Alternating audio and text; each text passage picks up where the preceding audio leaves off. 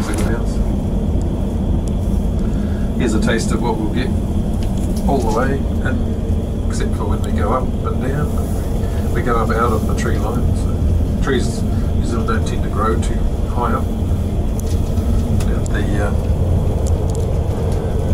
Just over the 1,000 metre mark, they tend to be a bit scarce and don't grow. Unlike other countries, in the States, you get used to skiing through trees at 12,000–14,000 feet. That's as high as our highest. This is Mountain Beach and Silver Beach. There's a few remu, other species of trees thrown in. And you can notice all the ferns and stuff surviving in it. This is what these predators I was talking about before have come in, slowly destroying the forest. Some predators will eat the birds, or the birds' eggs, and others will just, like possums for example, will just eat the birds' food, what they've been living on for millions of years without any mammals interfering, anything with really sharp teeth and really aggressive hunting behaviour. They just couldn't handle them, they had no protection against them. A lot of our birds were flightless, the biggest one being the moa. Didn't have a clue what these things were when they arrived. Reason for that, we broke off from Australia, floated out to sea millions of years ago. When that happened, when the divide was going on, there was no mammals on Earth. That's how long ago that was. I don't know why, they just didn't grow here, they didn't develop yet.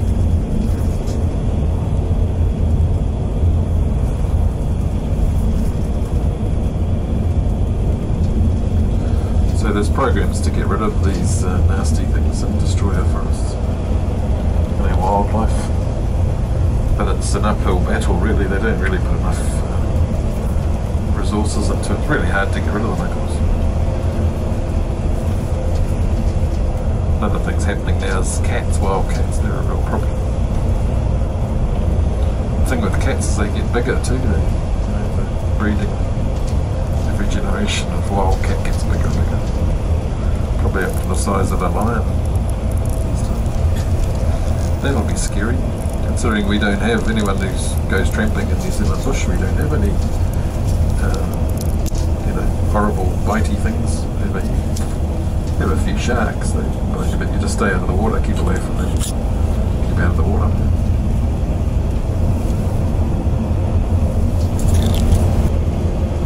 I reckon the scariest thing is an eel. Our native eel grows quite big. When they get older, they stop producing babies, the males get really big. Sure or not, there must have obviously been areas where the trees didn't grow for whatever reason. Maybe there's just something in the soil that prevents them from growing.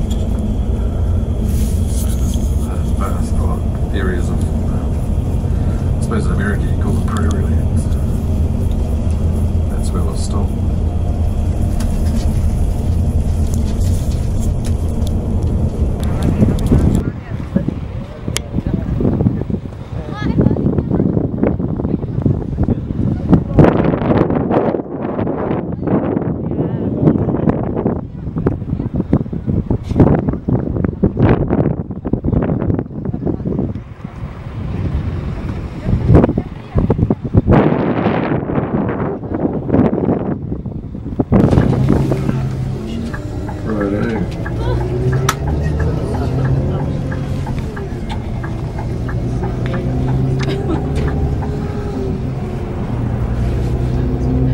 There you go, that's what you look like, getting out of the bus, milling around.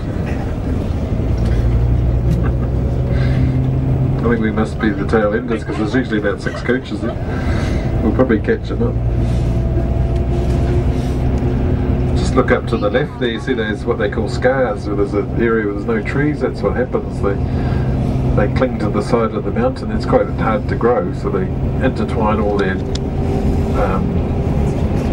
roots and stuff. So what happens if one tree dies or falls over or gets blown over or whatever? It usually takes a whole bunch of trees with them, causes a bit of a mess. Brings a lot of rocks down too, because over the years any cracks in the rock, the roots have been digging in there to hold on. You got one tree's probably doing that and holding 5 other trees up. So that's what happens. They can take hundreds of years to recover from those scars, but it's a natural process. So, and there's not so many scars here because it's not as steep.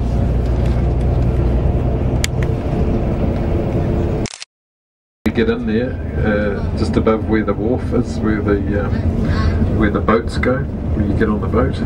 Look up on the wall and you see there's 3 scars. There's 2 older ones and one really big one. That happened last year.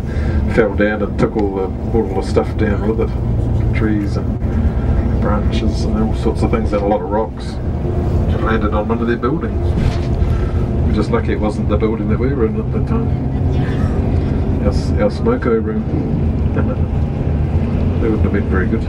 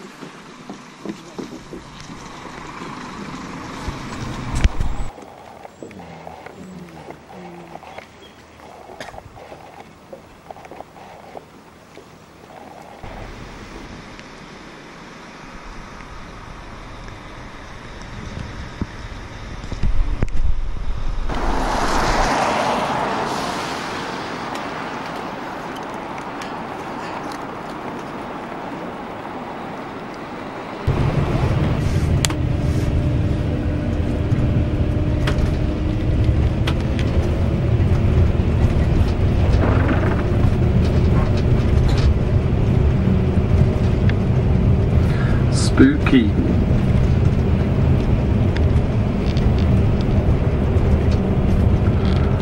There hasn't been very few accidents there since they put the lights in. They also had to drill down. You can see the white, that white part. That they've taken like the road out a bit more.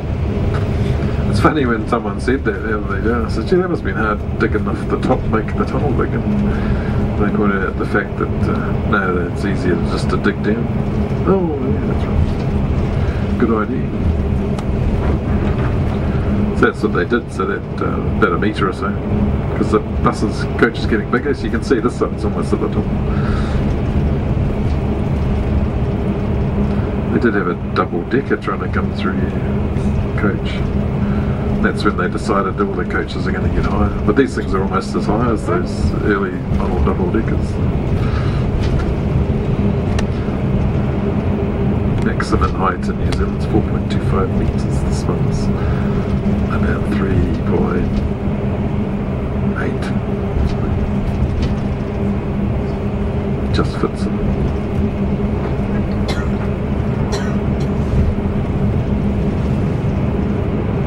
Solid granite.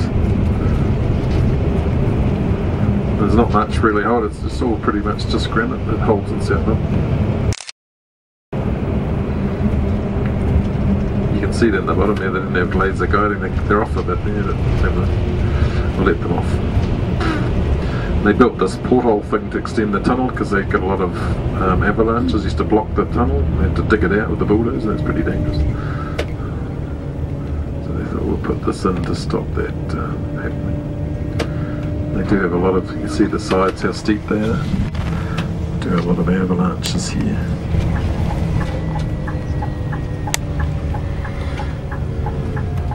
These ones turn sharper corners than this, but I found that they actually bottom out at the bum, so they're not much good at all. Going too tight, you scrape our bum. So we've got to swing wide. Make sure no cars are silly enough to come up there. So that spot over there with that yellow sign, the campervan just went past, that's a helicopter landing platform. That's an option people do in fine weather, of course. They after you finish your boat cruise, chopper up to the glacier. There's a glacier up on the mountains further over there. Kick the snow around a bit, come back down, they land here, we'll pick you up on the way back up. I doubt that there's anyone flying today.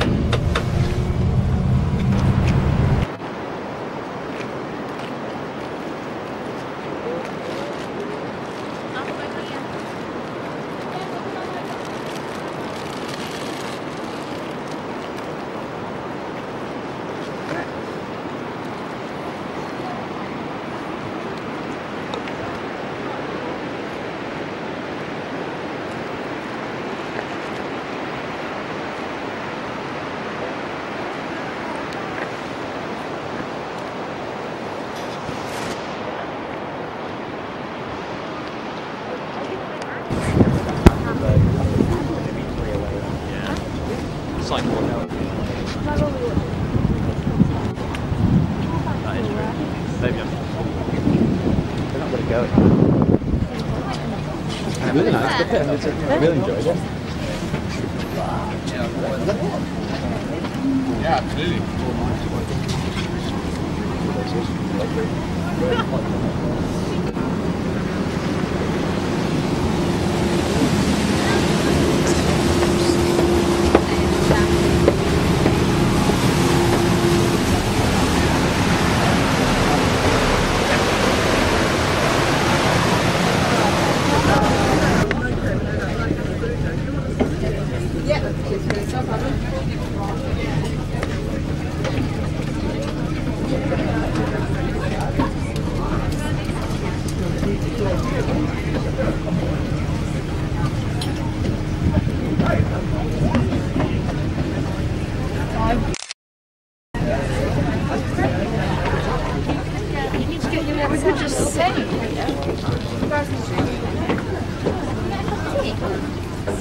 Just for information everybody, the buffet is now open. With a buffet ticket, hit down below and for you.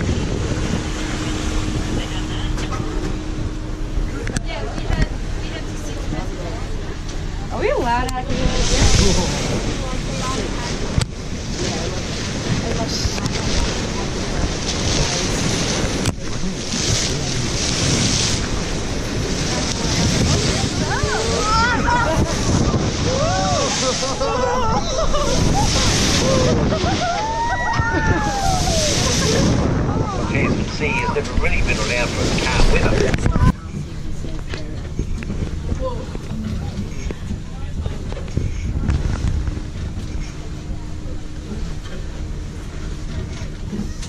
This old girl was actually on Sydney Harbour, isn't it? Oh, really?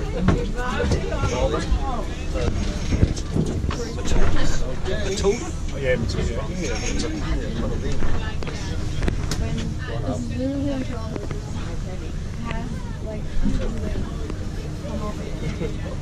A while ago?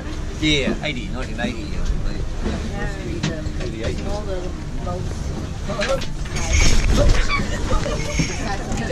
Sorry.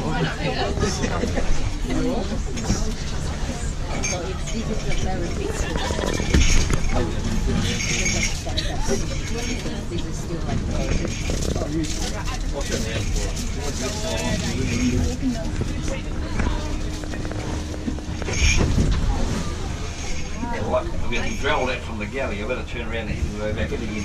Just pick up side on, everyone. Just hang on to whoever, whatever's closest for a minute. Might roll around. That's right, straighten up. It'll be behind us a lot more comfortable. There we go. Sorry about that, Musty. No, I wasn't the organ. Just a messenger. Spirit Discovery Centre, 129. That's a little ride. Hello. You want a brew, maybe have a pickup? For sure. Thank you. Okay, just as we turn around, everyone, have a look at the entrance to Milford Sound ahead of us where we've come from. You can see just how difficult it is to recognise. You get further out in the Tasman Sea, it disappears completely. This is the reason why Captain Cook missed it twice way back in the 1770s.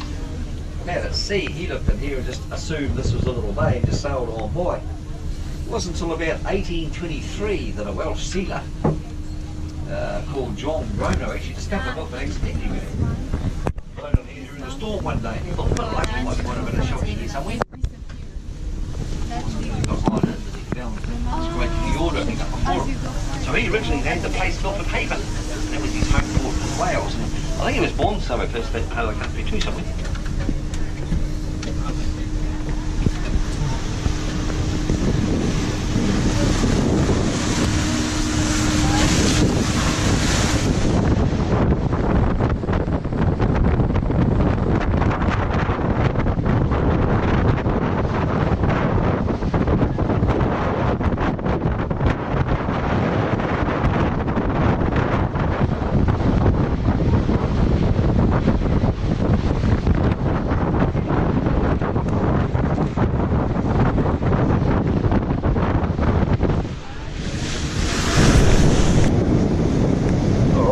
Terrain we have here at Milford tends to dwarf a lot of other features through here.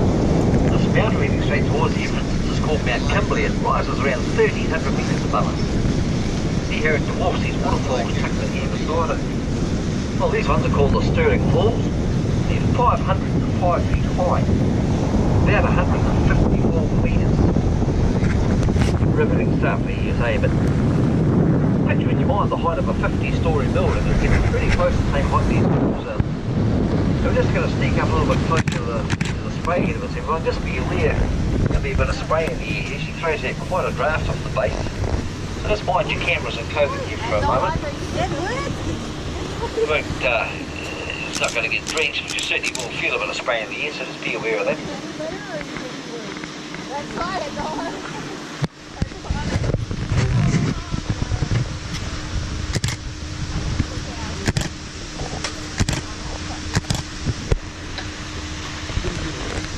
The second highest of the permanent falls we have at Milford. They're named by a bloke called Commodore Stirling.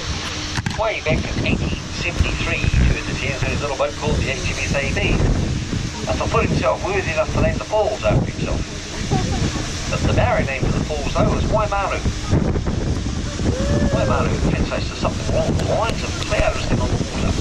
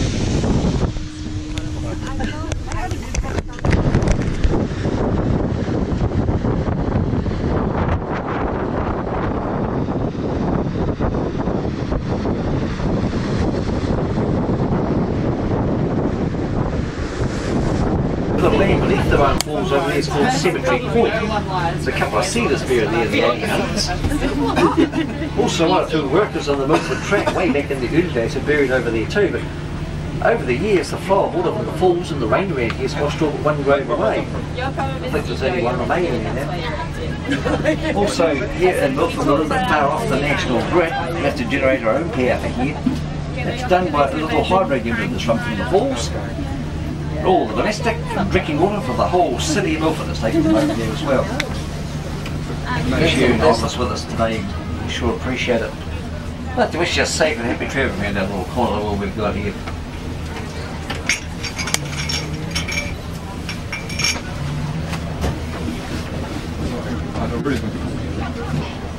Just as we come down towards the harbour, one of the people out on the front there might just come in. The guys are going to start throwing ropes and rocks around in a minute. In case you get scorned on the back of the head with a rope, whoop, we much appreciate it, Nickel.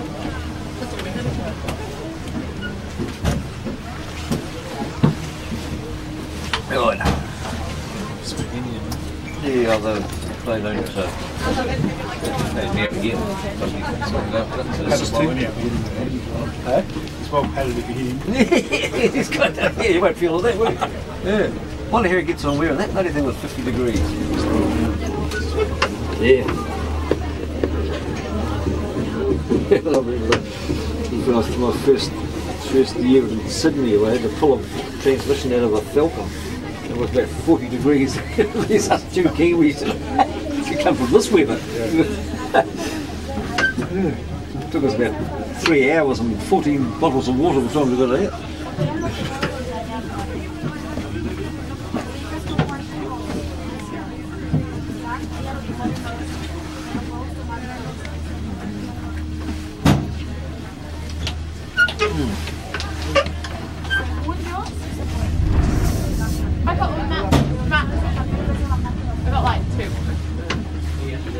A bit of a vibration that I noticed when I was been doing it for a while. So when you out this morning, I never had that last time I was on it. I might have run over a log or something. We get a few logs, you know, after rain. Yeah. The bloody things just sit below the water line, just below the water. You don't see them.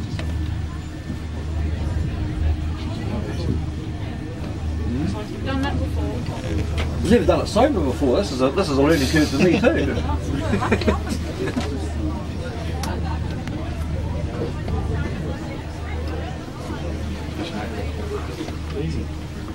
Well, I've given it a few good whacks, mate. Don't worry. It's always like this.